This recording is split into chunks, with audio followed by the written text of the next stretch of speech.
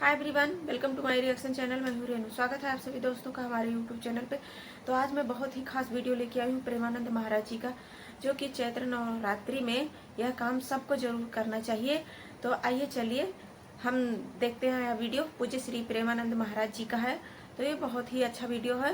तो चलिए हम आप लोगों तक यह वीडियो पहुँचाते हैं। जय श्री राधे।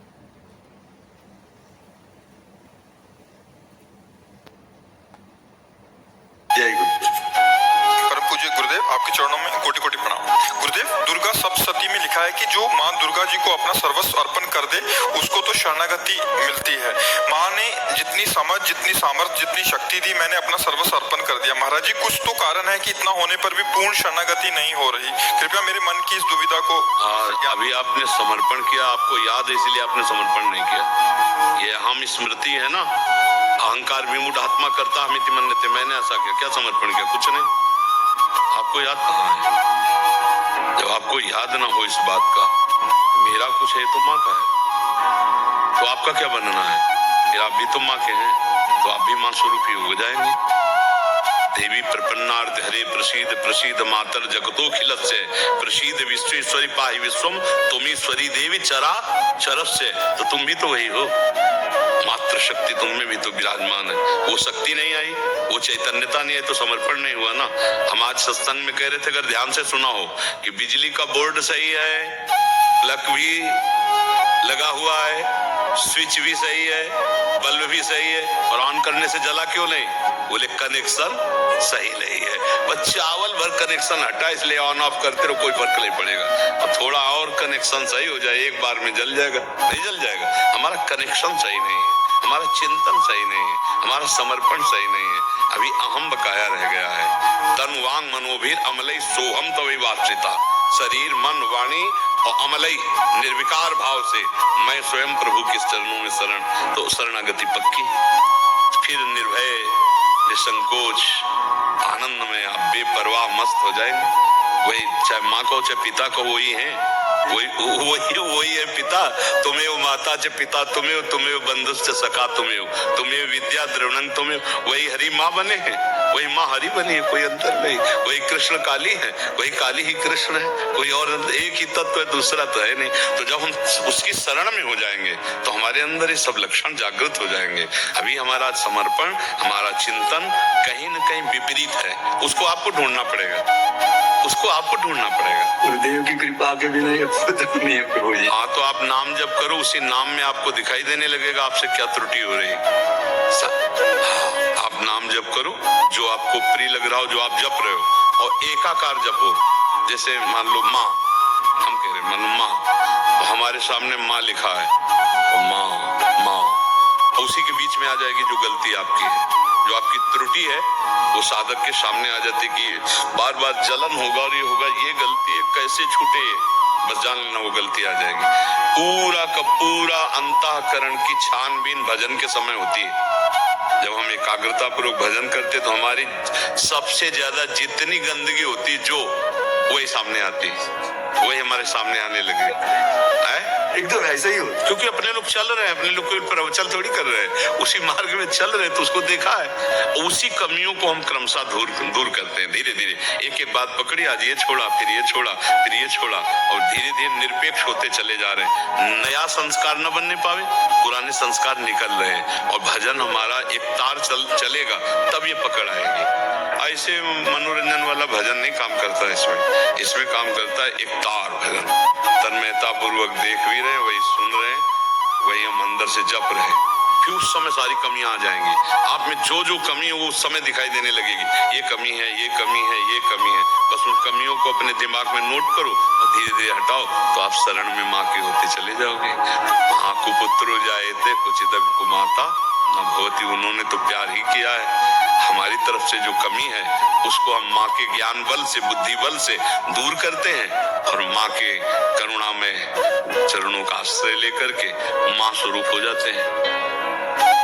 चिद चिद लक्षणम, चेतन अचेतन वही तत्व है, उसी में लीन हो गए, तब हो गया। माँ में इतना चिंतन करे कि अपना स्वरूप माँ में हो जाए, तभी माना जाएगा कि आप माँ के पूर्ण शरणागत हो गए। नहीं, हाँ, ये ढांचा केवल है, अंदर मंदिर में माँ ही बैठी है। गुरुदेव माँ ने इतना तो ज्ञान करा भी दिया है, अनुभव में नहीं आया बस अनुभव बिना ज्ञान। जैसे मान लो हम कहा कि खीर बनाने की पूरी प्रक्रिया पता है पर कभी बना के नहीं खाया तो अधूरा है ना प्रक्रिया। एक बार चक बना करके खाए तो ये बात अनुभव में आ जाए, तभी अनुभव गम में भजे जय संता। ज्ञान तो बहुत लोगों को है लेकिन उसका अनुभव कहाँ है। अनुभव हो जाए तो जीवन मुक्त हो जाए, आनंदमय हो जाए।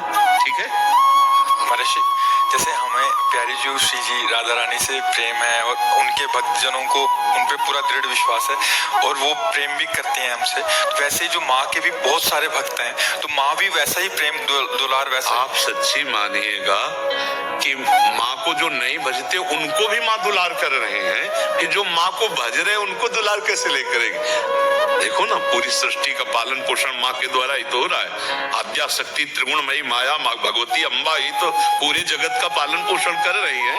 हरि की शक्ति से तो सब हो रहा है, तो शक्ति स्वरूपा यही तो है माँ, यही तो जगदम्बा है। तो हमें लगता है यदि हम प्यार से भजन करेंगे तो निश्चित यही सब है। आपसे सच्ची कहते हैं, आप सीता कहो, राधा कहो, दुर्गा कहो, काली कहो, अम्बा कहो, वो महाशक्ति है, वही सब परम तत्व है। 10-20 तत्व नहीं है, एक ही है।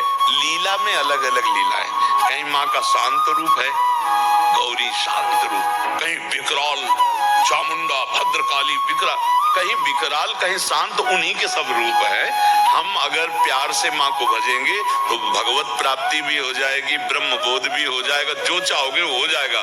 पर इतना मानना है कि माँ से बढ़कर कोई नहीं है, पर ये अंदर मान कर के भजन करे तो उसको सब कुछ प्राप्त हो जाएगा। जैसे रामकृष्ण परमहंस जी को कौन सा तत्व बोध नहीं, कौन सा ज्ञान नहीं, और भद्रकाली माता के उपासक थे, सब कुछ ज्ञान प्राप्त है उनको, सारा ज्ञान उनको प्राप्त हो गया। तो अपनी उपासना में हमें जो दृढ़ रहना, उसमें दृढ़ रहना। उपासक को ये मानना होगा कि जिसकी हम उपासना करते हैं उससे बढ़कर कोई नहीं है। जब ये मानेगा तभी उसकी आसक्ति उस पर होगी, वो चाहे जो उपासना। जैसे हम राधा चरणों के उपासक हैं तो इसके आगे कुछ नहीं, अब माँ के उपासक तो माँ के आगे कुछ नहीं, राम उपासक राम के आगे कुछ नहीं, शिव उपासक शिव के आगे कुछ नहीं। तभी समझ में आएगा, क्योंकि उनके सिवा कोई है नहीं। तभी आपकी आसक्ति होगी, तभी आप तन्मय होंगे। और जहाँ दूसरा प्रतीत हुआ तो फिर वो भाव नहीं बन पाएगा, जो भाव मोक्ष प्रदान करने वाला है या प्रेम प्रदान करने वाला। प्रेम गली अति साकरी तामे दो ना समाए, एक ही होकर जाना होगा, एक भाव से। माँ की स्तुति करो, बस एक कोई पकड़ के उसे, बस उनके सिवा कोई है ही नहीं। तुम ईश्वरी देवी चराचर से, तुम ईश्वरी देवी चरा, तुम ही ईश्वर हो, तुम ही चराचर जगत हो, दूसरा कोई नहीं। देवी जी के लिए तुम ईश्वरी देवी चराचर से, देवी प्रपन्नार्थ माने शरणागत, हरे प्रसीद, जो इनकी शरण में आ गया उसके सारे दुखों को हरण करके प्रसन्नता और सुख प्रदान किया। देवी प्रपन्नार्थ हरे प्रसीद मातर जगतो खिलस्य, हे जगत की अखिल माता आप हम पर प्रसन्न हो। हाँ, सब पर दया करो, सत्य भाव से चलो, उनका नाम जप करो, दूसरों को सुख पहुंचाओ, माँ प्रसन्न हो जाएगी। गुरुदेव माँ ने ज्ञान कराया, एको ब्रह्म द्वितीय नास्ति, सब में मैं ही हूँ। जब ये ज्ञान उसने कराया तो ये दर्शन भी वही देगी। इसके लिए हमको निरंतर उसका चिंतन करना है, ऐसा नहीं कि आलसी बनकर बैठ जाना है। अनन्य चिंतन माँ, दिन रात एक बार की माँ एक बार अपने चरण में बैठा ले, एक बार अपनी ज्योति से आप ज्ञान करा दो कि आप क्या चाहती हो, जो साधना आप चाहो मैं वैसा ही करूं। जिस दिन विकलता आ जाएगी उस दिन कहना नहीं पड़ेगा ये विवाह, जान लो माँ ज्ञानी नहीं, या देवी सर्वभूत। स्मरण आप कर सकते हैं। तो सभी देवी एक ही हैं, तो हम चाहे जिसका नाम स्मरण करें। और जो है यह वीडियो आप लोगों को कैसा लगा, हम तो भाई सभी देवी देवताओं का स्मरण करते हैं, मुझे बहुत अच्छा लगता है, मुझे सबका स्मरण करना अच्छा लगता है।